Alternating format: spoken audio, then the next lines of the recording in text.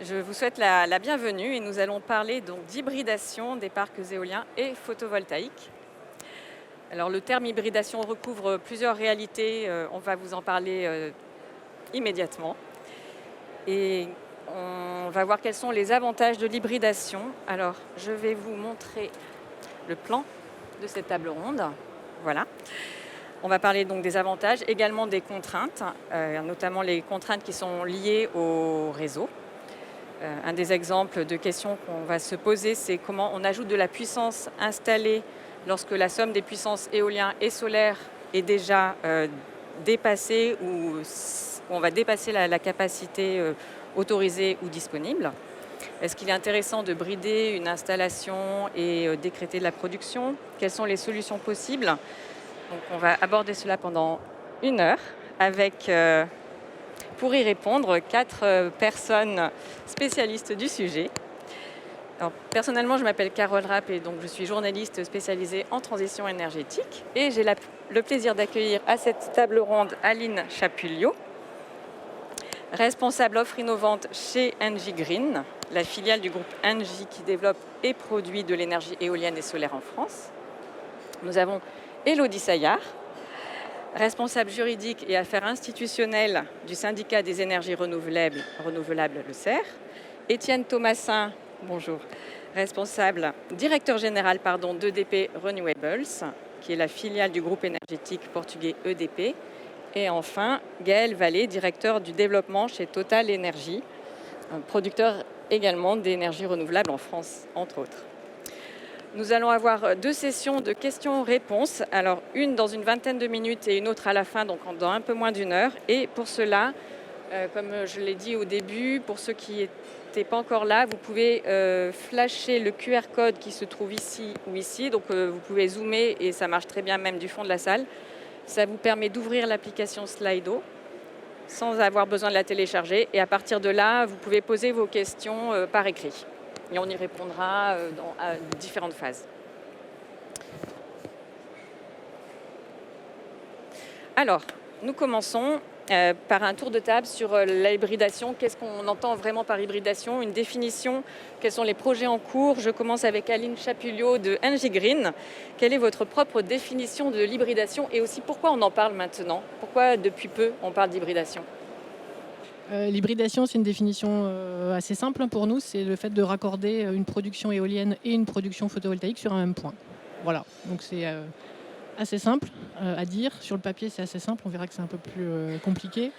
Et l'intérêt de l'hybridation, il est assez récent, en tout cas pour nous, côté Engie Green. Il s'appuie sur, quatre constats.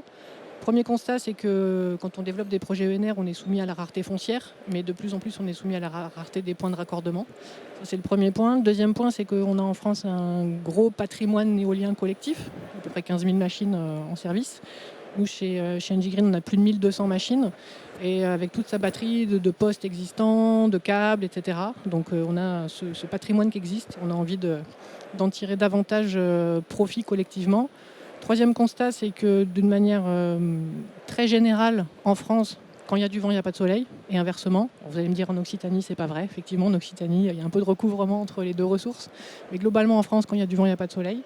Et puis enfin, quatrième point, et qui est très important, et qui fait surtout qu'on a un intérêt pour l'hybridation depuis assez peu de temps, c'est que depuis la loi APER de 2023 et son décret de 2024, la loi APER, elle a permis elle a créé le régime de l'agrivoltaïsme, qui permet de faire des projets PV en terre agricole au sein d'exploitations agricoles. Et pourquoi c'est important dans le sujet de l'hybridation?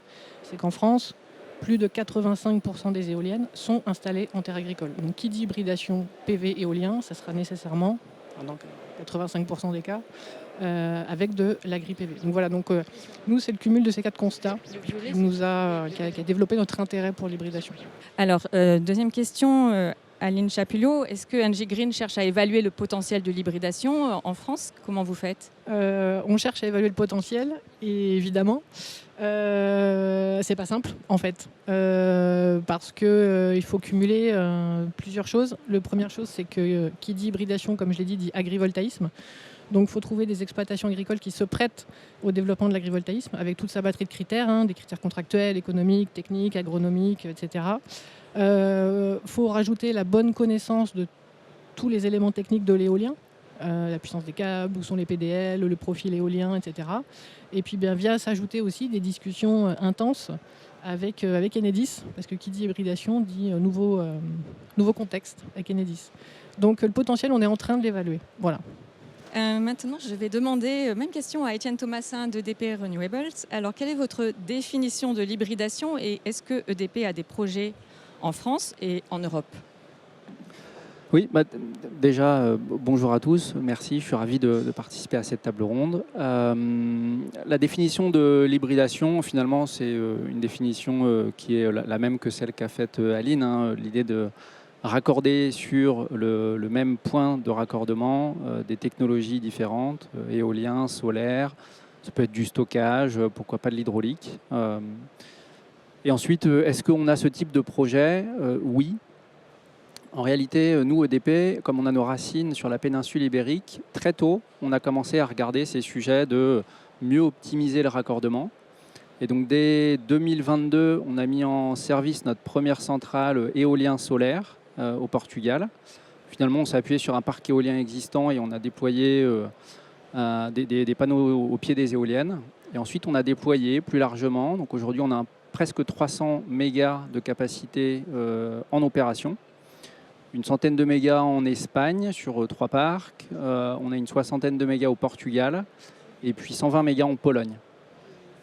Ensuite, on a aussi regardé pour déployer la même manière en France. Là, c'est un peu moins évident. Je pense qu'on va en parler dans la table ronde. Il y a un ensemble de contraintes qui peuvent être administratives, économiques ou techniques. Et on a malgré tout une petite poignée de projets à des stades peu avancés de développement. On va déposer nos premiers permis de construire de centrales hybrides cette année. Merci beaucoup. Si vous m'entendez à la technique, mon micro ne fonctionne pas. OK. Alors, même question à Gaëlle Vallée pour Total Energy. Quelle est votre définition de l'hybridation et est-ce que Total Energy a des projets d'hybridation en France? Merci. Bonjour à toutes et à tous. Alors oui, effectivement, même définition. Souvent, ces derniers temps, au sujet de l'hybridation, on pensait plus en particulier à des dispositifs de stockage. C'est souvent sous cet angle-là, ce terme-là aussi qui est utilisé la description d'un mix production électrique plus stockage. Là, aujourd'hui, on parle bien et on se concentre bien sur ce sujet de mix éolien et solaire. On a le même constat, le même enjeu. C'est-à-dire qu'aujourd'hui, on a un développement de projets qui est très significatif sur tout le territoire français, y compris métropolitain. J'y reviendrai, métropolitain et outre-mer, pardon. J'y reviendrai tout à l'heure. Et avec des contraintes de raccordement de plus en plus fortes. Et on est persuadé qu'on peut aller chercher de l'optimisation sans toujours construire de nouveaux dispositifs, de nouveaux réseaux pour aller optimiser la production et bénéficier de cet effet de foisonnement des énergies tel qu'il a été décrit. Donc aujourd'hui, nous, on a de la même manière, c'est plutôt assez récent sur le territoire français. On a des premiers projets encore en cours de développement qu'on envisage sous ce mode-là. Et puis on a un premier exemple concret avec un dispositif un peu particulier qui a été mis en œuvre à l'île de la Réunion et j'en parlerai un peu plus tard. Élodie Saillard pour le syndicat des énergies renouvelables. Alors, est-ce qu'il y a des installations hybrides éoliens et solaires déjà en France? Est-ce qu'il y en a qui sont en projet, en développement? Quelle est la dynamique en France? Alors à ce stade, ce qu'on a pu constater nous au niveau du syndicat des énergies renouvelables, donc on représente les producteurs notamment au niveau français, c'est que et donc sur la base du recensement qu'on a pu mener un peu plus récemment, puisque le sujet filière hybridation est quand même relativement récent quand on compare à d'autres filières, c'est qu'il n'y a pas aujourd'hui en France, enfin il n'y a quasi pas de centrales hybrides au sens vraiment, donc comme on l'entend et comme ça a été détaillé précédemment. Donc on n'a pas de forme hybride complète actuellement opérationnelle et mise en service. En revanche, donc il y en a une qui a été donc raccordée en 2023 et qui correspond vraiment à la logique d'hybridation complète au niveau donc réglementaire et puis même technique. Dans la Vienne. Mais c'était un projet pionnier qui était lauréat donc, des bacs à sable réglementaires de la Creux. Et aujourd'hui, ce qu'on constate, c'est qu'on a en revanche une vraie dynamique pour en tout cas faire état des retours qu'on a eu au syndicat du point de vue des adhérents. Il y a un vrai intérêt pour l'instant donc pour vraiment combiner les technologies et arriver sur des projets hybrides. On a des projets qui sont effectivement à différents stades. Il y en a qui sont à un niveau de maturité assez important. On a des projets qui ont obtenu toutes leurs autorisations, donc permis de construire, autorisation environnementale, et qui sont sur le point d'être construits. Et on a même des projets, on nous a monté des projets qui vont être construits en 2026, donc c'est demain. On a également des projets qui sont en instruction, donc ça veut dire que c'est des projets qui sont aussi assez avancé du point de vue technique et qui donc dont le sort dépend un petit peu de l'appréciation que fera l'administration sur le permitting déposé. Et puis on a aussi des projets donc en développement qui montrent que donc les développeurs s'y intéressent clairement. Après aujourd'hui effectivement nous on n'a pas de chiffres vraiment précis exhaustifs à vous partager, puisque c'est comme je le disais on est sur un recensement relativement récent, mais on sent vraiment la dynamique et on sent aussi que cette dynamique pourrait être largement, en tout cas s'accélérer, si un certain nombre de freins étaient levés. Et c'est ce dont on parlera effectivement dans quelques minutes. Mais clairement, on sent qu'il y a une envie et un intérêt. Donc le fait qu'il n'y ait pas encore d'installation mise en service ne suggère pas qu'il n'y a pas du tout d'intérêt pour la technologie. Mais il y a besoin d'un petit coup de boost au niveau réglementaire et économique pour que la filière hybride puisse vraiment pleinement se développer et explorer tout le potentiel possible. Merci, on comprend de toute façon que c'est assez récent comme dynamique, comme l'expliquait Aline Chapulio, avec le développement de l'agrivoltaïsme. C'est normal qu'il n'y ait pas encore de chiffres précis. Et nous allons passer donc maintenant aux avantages de l'hybridation. Pourquoi les producteurs proposent de faire de l'hybridation? Je commence avec Étienne Thomassin donc pour EDP. Vous vous intéressez, donc EDP s'intéresse à l'hybridation depuis un certain temps, en tout cas dans les autres pays, et maintenant en France. Quels sont les avantages du point de vue des producteurs ? Alors, le principal avantage, il va être économique, puisque finalement, on va utiliser un raccordement existant. Et donc, ça permet de bénéficier de cette installation qui est déjà en place, des câbles qui sont déjà installés. Pour donner un ordre de grandeur, c'est important, l'investissement du raccordement, on parle de presque 100 000 euros par kilomètre. Et donc, bénéficier de ce raccordement déjà en place a un gain économique évident. Ensuite, on a aussi des gains sur le poste de livraison, donc l'armoire électrique, entre guillemets. Et puis sur les OPEX, donc les coûts d'opération de maintenance, même si c'est plus marginal, on trouve aussi des gains. Donc ça, c'est la partie du verre à moitié plein. Maintenant, il faut avoir en tête qu'il y a quand même aussi une partie du verre à moitié vide, puisque du fait qu'on s'appuie sur les câbles qui sont déjà en place, on ne peut pas injecter autant d'énergie qu'on veut, et donc on est souvent limité en taille par rapport à la nouvelle installation qu'on doit installer. Tout à fait, ça on en parlera dans la troisième partie sur les limite. contraintes, oui, complètement. Alors, les avantages, effectivement, les inconvénients, nous allons les voir tout à l'heure. Et j'avais une autre question pour M. Thomassin, c'est est-ce qu'il y a un modèle économique spécifique à l'hybridation pour l'instant en France ? Alors non, il n'y a pas de modèle spécifique. En tout cas, nous, on ne s'est pas appuyé sur de modèles spécifiques. Simplement, en général, on s'appuie sur un parc éolien qui est déjà en place et on va aller installer des panneaux photovoltaïques à proximité. Et on n'est donc pas dans des temporalités qui sont les mêmes. On a le parc éolien qui a déjà un contrat pour vendre l'électricité. Ça peut être un PPA, ça peut être un complément de rémunération. Et donc, la nouvelle centrale photovoltaïque qu'on vient installer au pied, elle, fait sa propre vie de manière indépendante pour valoriser l'énergie. D'accord, merci, c'est très clair. Aline Chapulio, NG Green. Alors, de votre côté, les avantages de l'hybridation à la fois pour les producteurs, mais aussi pour la collectivité, la société ? Je rejoins ce qui a été dit. Il y a un intérêt à à bénéficier de tous les investissements en termes de raccords qui ont déjà été faits. Et c'est une logique d'optimisation, en fait, comme l'a dit Gaël, parce que quand on a, comme je l'ai dit, quand on n'a pas les mêmes ressources en même temps. En gros, quand on a du vent, on n'a pas de soleil et inversement. Donc on peut, sur un même câble, faire passer la production solaire, puis quand il y a du vent, la production éolienne. Donc c'est vraiment une logique de mutualisation et d'optimisation. Et après, d'un point de vue, si on prend encore plus de recul, d'un point de vue de la collectivité, nous, on pense que ça peut faire émerger des projets agrivoltaïques qui ne pourraient pas voir le jour sans l'hybridation. Parce que dans certains espaces agricoles, les points de raccordement sont très très loin, tellement loin que le projet ne sera pas capable de les absorber économiquement, en fait, de les financer.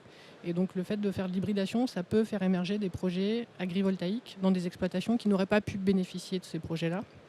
Et puis on pourrait même presque dire que ça peut faire émerger des projets de taille modérée, puisqu'on fait des économies sur le raccordement. Ça permet de faire des projets de taille, de toute façon il y a des contraintes, mais des projets de taille modérée. Et par rapport à ces deux points, on peut penser qu'en termes d'acceptabilité, ça soit intéressant d'avoir des espaces où on regroupe en fait les énergies, comme si on dédiait des espaces avec une forte dominante énergétique. En termes d'acceptabilité, ça a du sens. Et puis, si on va presque un peu plus loin, je pense que dans certains endroits, en termes de paysage, ça peut être pertinent d'avoir une logique de regrouper les ouvrages. Voilà. Tout à fait, merci beaucoup. Et Gaël Vallée, donc pour Total Energy, est-ce que vous souhaitez compléter concernant les avantages pour la société en général et aussi nous dire quels sont les avantages de l'hybridation pour le réseau électrique? Alors, du côté effectivement de la perception du territoire, je rejoins ce qui vient d'être dit. Je pense qu'on est dans des démarches de développement de projets qui sont des démarches un peu d'aménagement du territoire, qui prennent du temps. On a besoin de laisser le temps à la collectivité, aux riverains de s'approprier les projets. On sait que des fois ça ne marche pas toujours, mais enfin en tout cas notre métier c'est de prendre le temps de bien le faire. Et je pense qu'une fois on est sur en tout cas un site où il y a une acceptation de principe à voir arriver une production industrielle d'électricité renouvelable, il est beaucoup plus facile d'aller imaginer l'étendre, l'augmenter et donc potentiellement d'aller mutualiser des sources de production. En tout cas, il y a une adaptation qui a été faite sur le territoire et qui permet d'aller plus loin. Donc je pense que je rejoins, il y a un intérêt à essayer de concentrer les lieux et les sites de production. Et pour le réseau ? Et alors, pour le réseau, je pense que là, il y a deux démarches. C'est que clairement, on a une approche, en tout cas, du gestionnaire du réseau qu'on décrira après, et qui gère en tout cas on va dire une production maximale théorique. Et jusqu'à maintenant, on a très peu essayé de bénéficier de cet effet de foisonnement, où en réalité, on peut faire passer beaucoup plus d'énergie en dépassant potentiellement même les puissances de transit autorisées. Ça, on y reviendra. Et c'est déjà des choses qui sont partiellement possibles, en tout cas, mais c'est une manière d'optimiser, oui, on va dire l'intégralité du réseau qui est déjà existant, qui a déjà été développé. On a je crois que tu parlais de patrimoine. Il y a un patrimoine existant et il faut, je pense, essayer de l'optimiser tout en poursuivant sa croissance. Mais sa croissance, elle est souvent un peu plus lente que le développement des énergies. Et plus généralement, l'effet du foisonnement, il est aussi recherché dans la gestion de l'équilibre général. On est sur des énergies intermittentes, prévisibles pour partie quand même, je tiens à le rappeler, mais intermittentes. Mais il y a un effet de foisonnement qui vient contribuer à l'équilibre du réseau, à la maille du réseau local ou à la maille du poste source.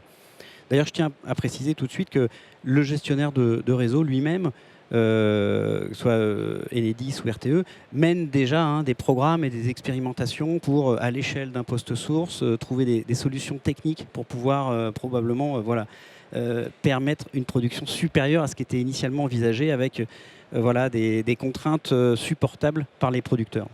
Oui, tout à fait. Je crois que d'ailleurs c'est l'exemple que vous avez cité de Sorégie en fait. Ils se sont raccordés au même poste source. Oui. Alors, écoutez, nous allons passer aux questions-réponses. Est-ce que vous pouvez à la technique voilà, le QR code pour les personnes qui ne l'auraient pas flashé pour pouvoir ouvrir l'application permettant de poser vos questions. Il y a déjà quelques questions. Sachez que vous pouvez aussi les liker, ce qui fait que les questions likées, elles remontent et je les vois en premier.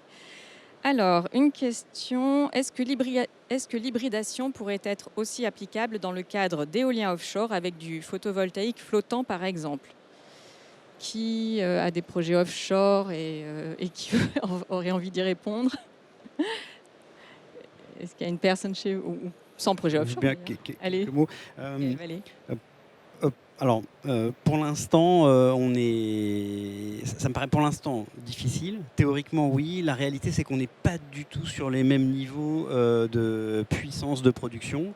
L'offshore va chercher à concentrer des centaines de mégawatts, voire des gigawatts de production rassemblés au même endroit, avec parfois des technologies de transport d'électricité qui sont des technologies un peu différentes, en courant continu même.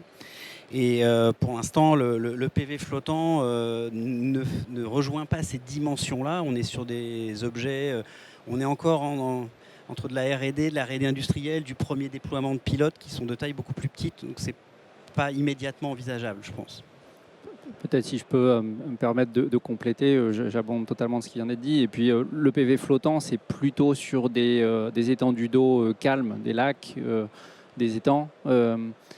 En mer, on a d'autres contraintes qui font que c'est difficile d'installer du photovoltaïque en mer.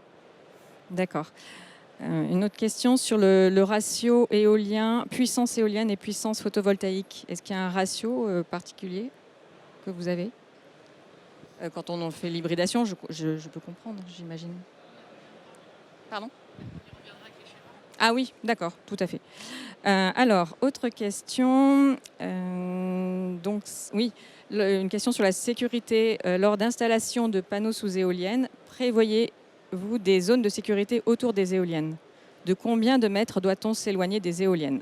Je pense à l'ombrage, les risques de givre sur les pales, la maintenance. Qui veut répondre à cette question, sachant que les projets n'ont pas encore été développés en France ? Enfin, développés, oui, mais pas encore en service. Est-ce qu'il y a quand même des réponses ? Oui. Je peux apporter un élément EDP de réponse, en puis Europe, je vous bien laisserai sûr. compléter.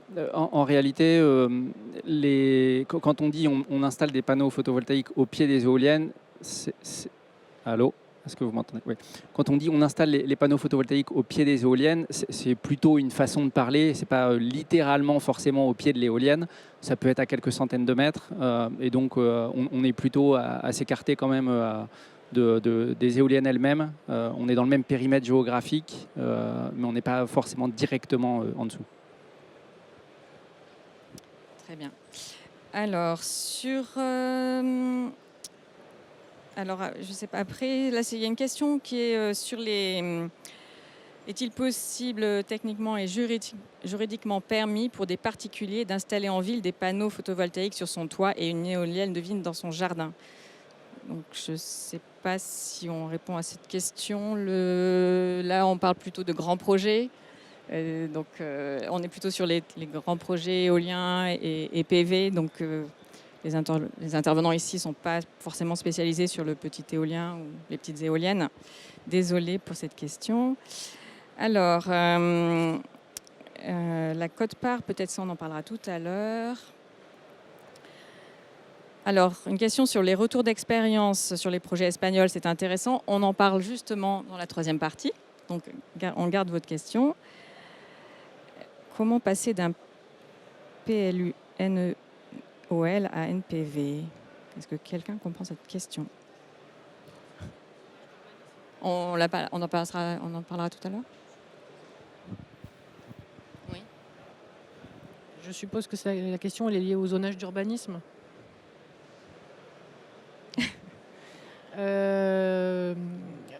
Pour faire du PV ou de l'agri-PV, on a besoin d'un zonage. Alors, si on veut faire de l'agri-PV, on a besoin d'un zonage particulier, puisque c'est autorisé en zone A. Et si c'était du PV compatible, on aurait besoin effectivement d'une zone dédiée. Mais les deux zones ne sont pas incompatibles, parce qu'elles seront circonscrites à chacun des ouvrages. Ok. Alors, il y a des questions qui concernent vraiment la troisième partie. Là, comment gère-t-on et priorise-t-on l'exploitation du parc éolien ? On va en parler tout à l'heure. Alors, les contraintes réglementaires.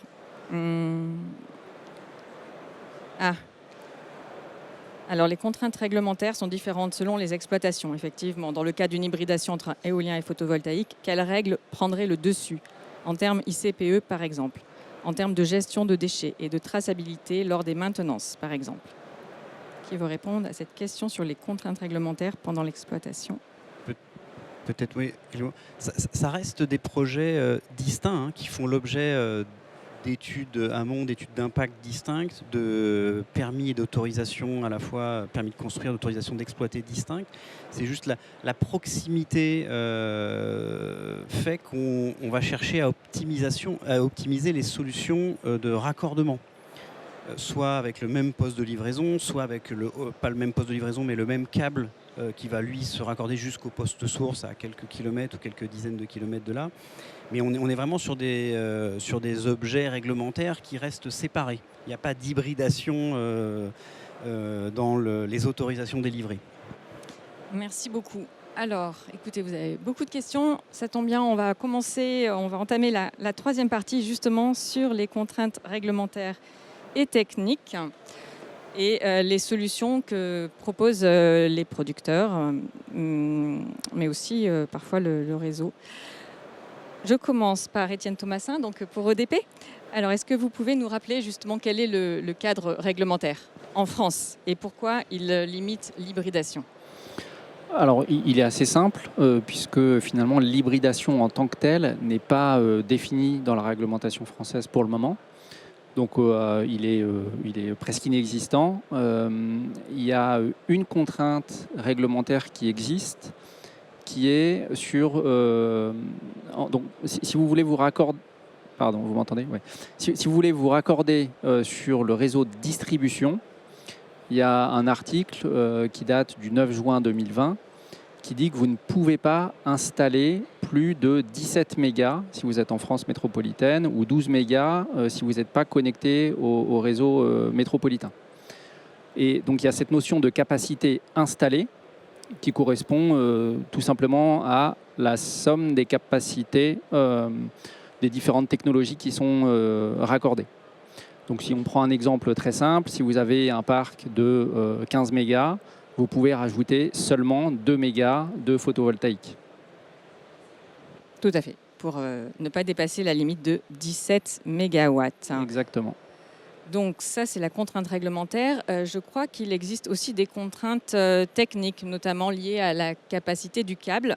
Peut-être que Éline Chapulliot, pour NG Green, vous pouvez nous expliquer, vous qui développez justement des projets sous ce plafond des 17 mégawatts.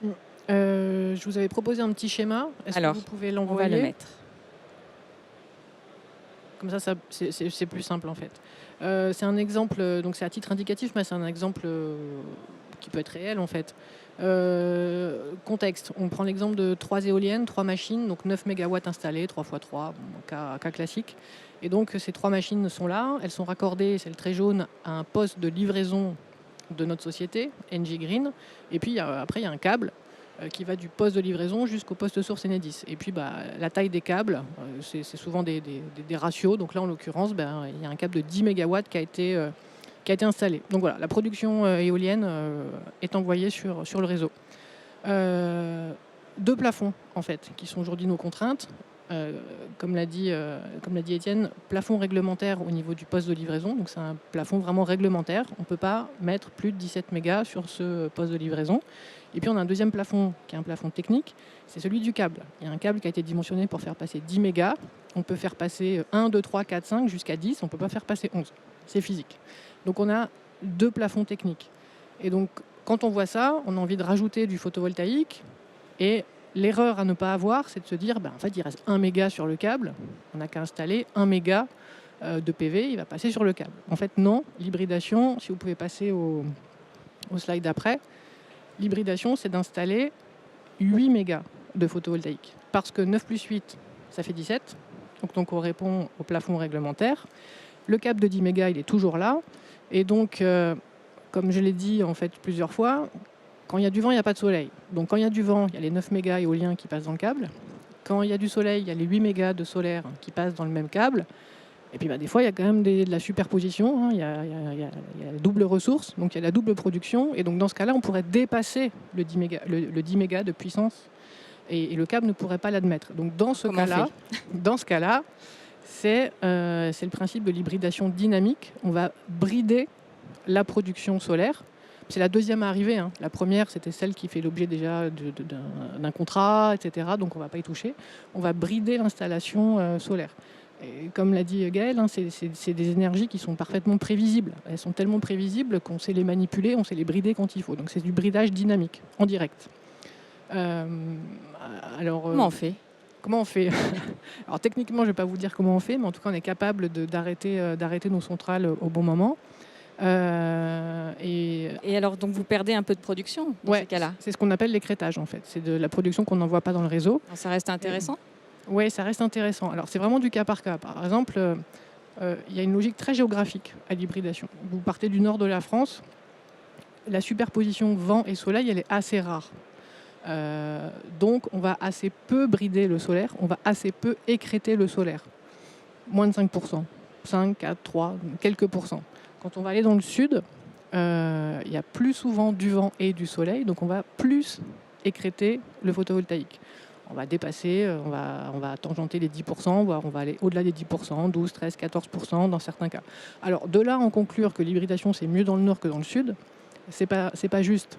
Parce que dans le sud, on va écrêter plus, mais il y a plus de production photovoltaïque. Un même panneau produit plus, il y a plus de productibles dans le sud.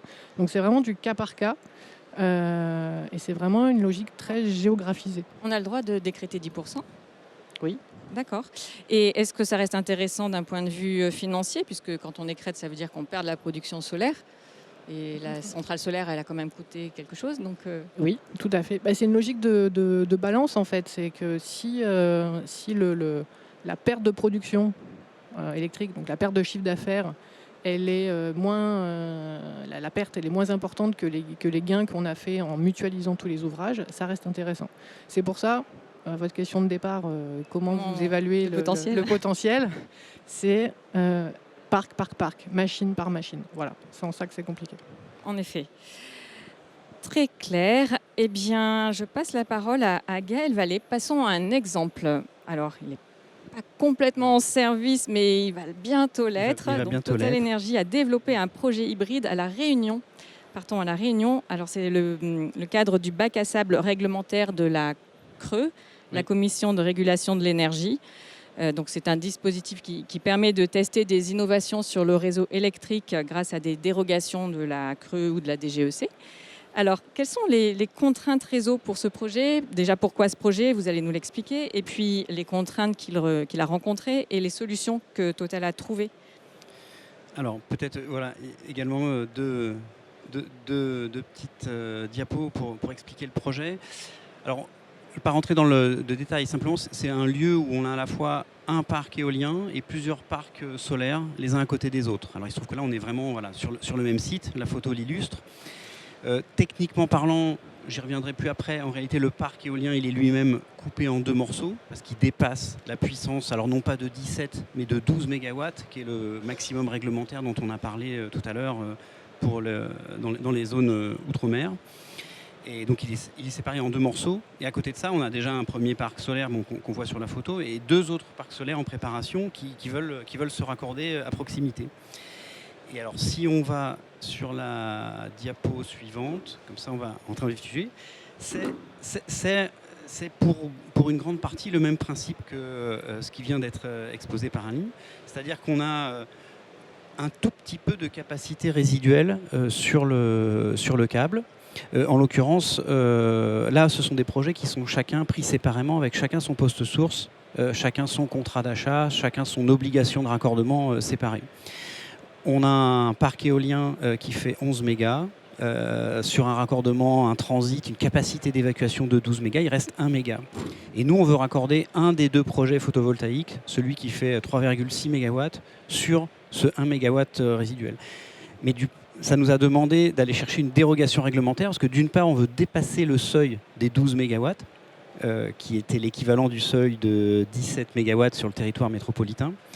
Et puis d'autre part, comme c'est des parcs séparés, on ne pouvait même pas mutualiser en amont du poste source. Donc on avait un seuil, on est déjà sur une offre de raccordement qu'on appelle alternative, que propose EDF SEI, l'équivalent d'Enedis à La Réunion. Mais il ne ils ne nous permettent pas de baisser à moins de 70%, au maximum 70% de la puissance qui a été déclarée, de la puissance de l'installation. Or, nous, on veut faire passer 3,6 MW sur 1 MW restant. En gros, on veut pouvoir raccorder 27% de la production de la centrale. Il se trouve qu'on a fait évidemment tous nos calculs, nos simulations de production, et en fait, ça fonctionne très très bien. Encore une fois, il y a un foisonnement très très important. On va être sur une perte de l'ordre de 7 à 8%, ce qui est tout à fait acceptable dans le modèle économique du projet. Si jamais on n'avait pas pu faire ça, donc alors, je reviens au bac à sable creux. Quand il est lancé, la CRE propose des évolutions réglementaires. Donc on a postulé pour avoir le droit de tester ces dérogations administratives. On a donc eu le droit de le faire. Et les projets vont être mis en service l'année prochaine.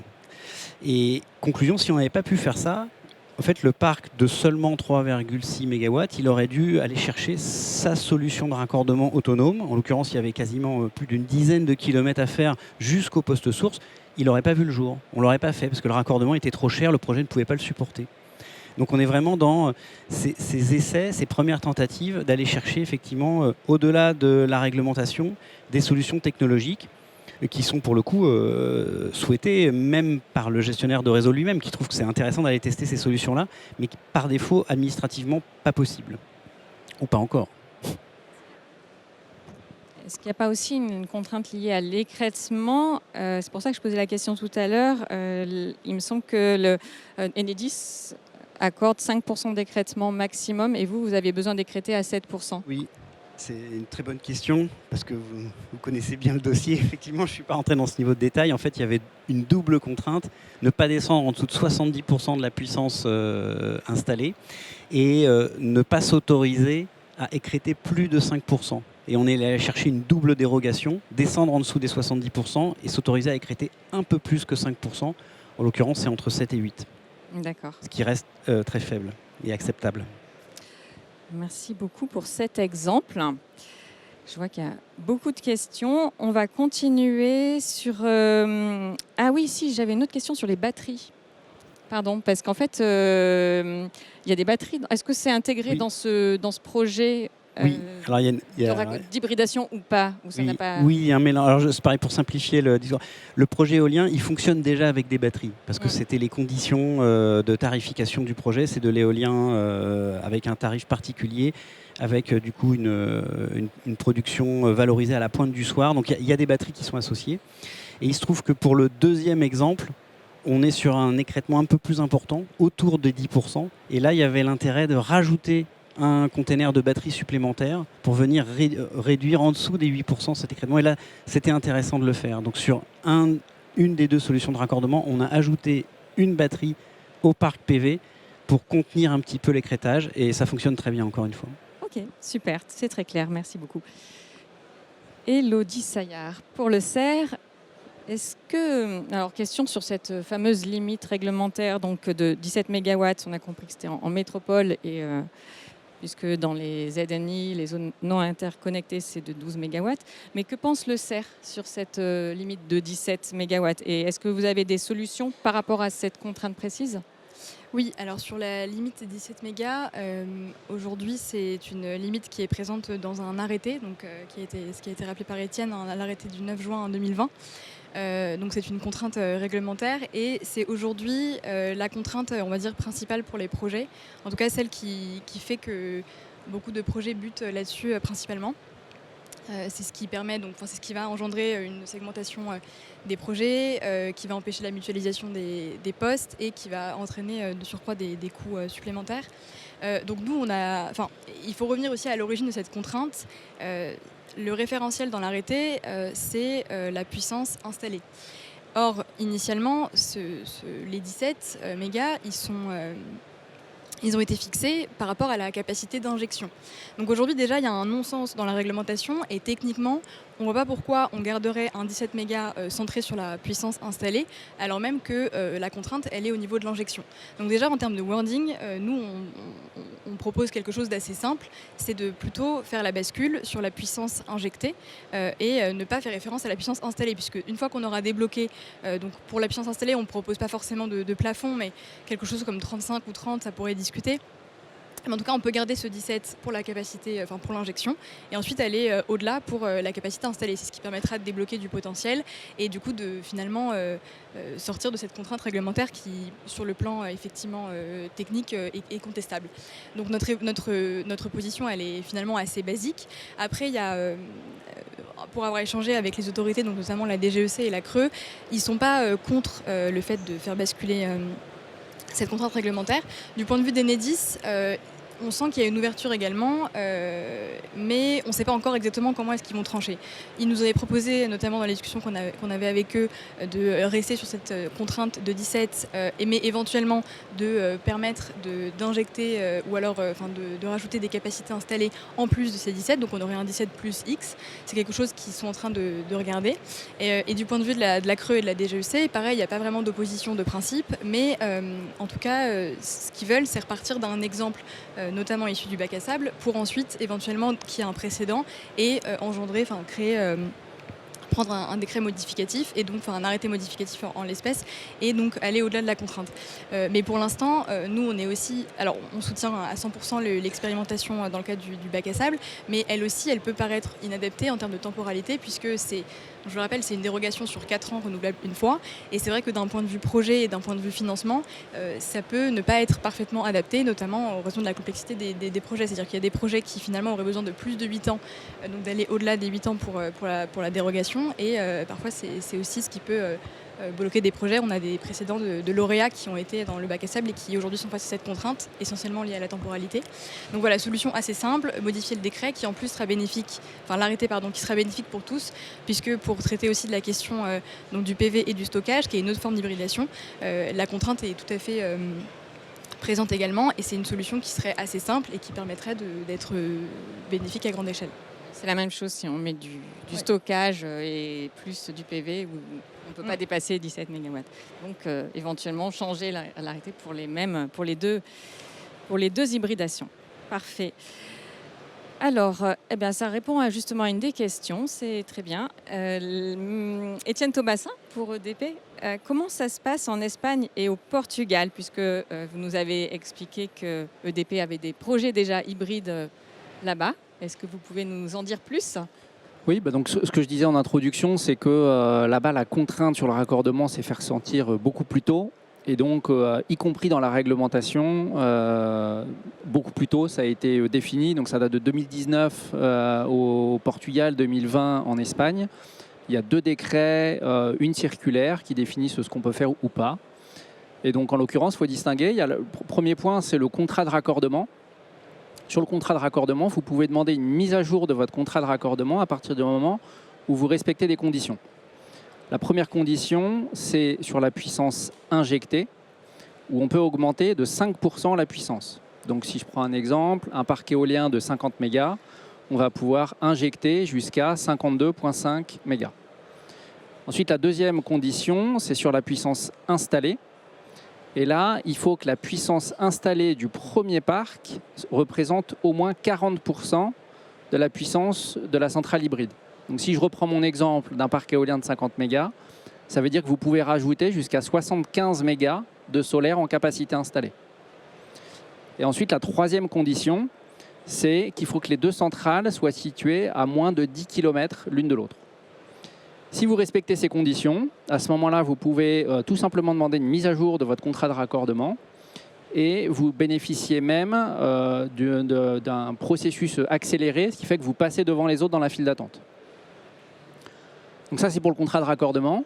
Ensuite, pour ce qui est du permis, là, il n'y a pas de... Donc c'est défini dans la loi, on peut faire des centrales hybrides. Maintenant, il n'y a pas de procédure particulière, donc c'est comme une centrale classique qui serait développée normalement. Et puis pour la valorisation de l'énergie, là c'est pareil, il n'y a pas de procédure spécifique. Donc vous pouvez valoriser votre énergie comme vous le feriez avec une centrale indépendante, seule. Simplement, évidemment, il faut s'assurer qu'on mette un système de comptage pour identifier quelle est la part d'énergie qui provient de chacune des centrales. Merci. Je crois qu'Élodie Saillard, vous avez aussi quelques éléments sur l'Espagne. Est-ce que cet exemple vous inspire et est-ce que vous voulez peut-être compléter ? Oui, non, mais simplement pour dire que nous, on est effectivement très intéressés par le cadre réglementaire en Espagne, qu'on regarde et dont on s'inspire forcément pour nos travaux et pour les propositions qu'on peut faire à l'administration. Déjà, le cadre espagnol, il a le mérite de définir clairement ce que sont les projets hybrides et de leur donner, vraiment de leur donner une existence propre. Aujourd'hui, en France, on n'a pas, nulle part, il va être écrit précisément ce qu'est un projet hybride, quelles sont les différentes spécificités.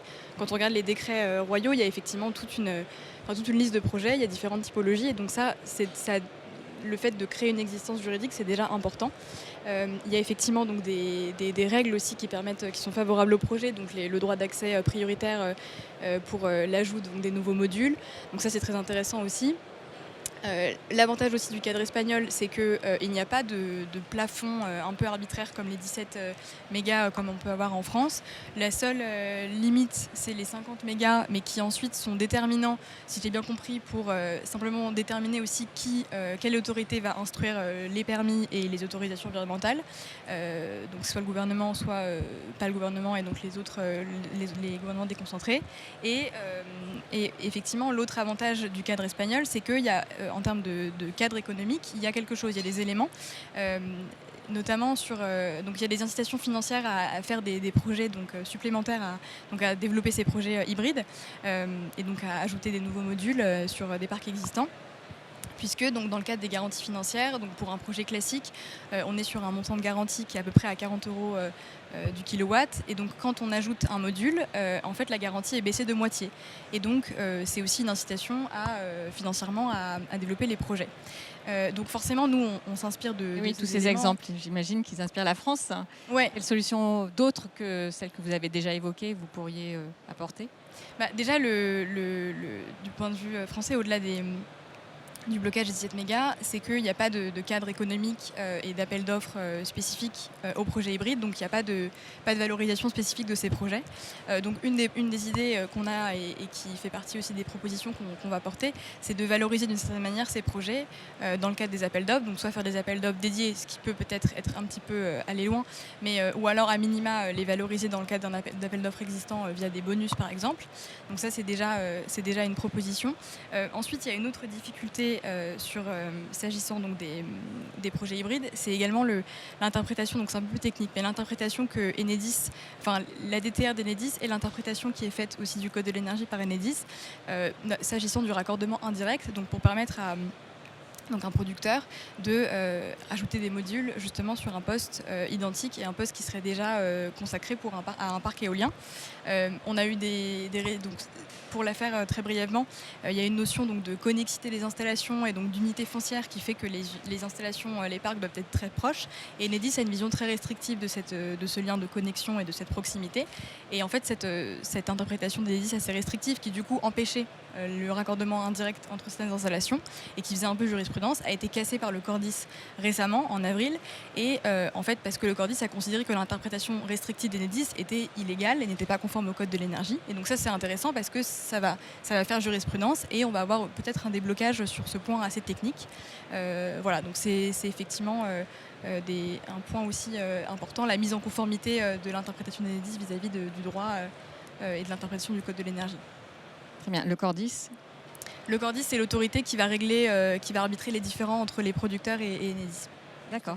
Donc là, on a fait le tour des solutions possibles pour justement débrider l'hybridation en France actuellement. Alors, nous allons passer à vos questions.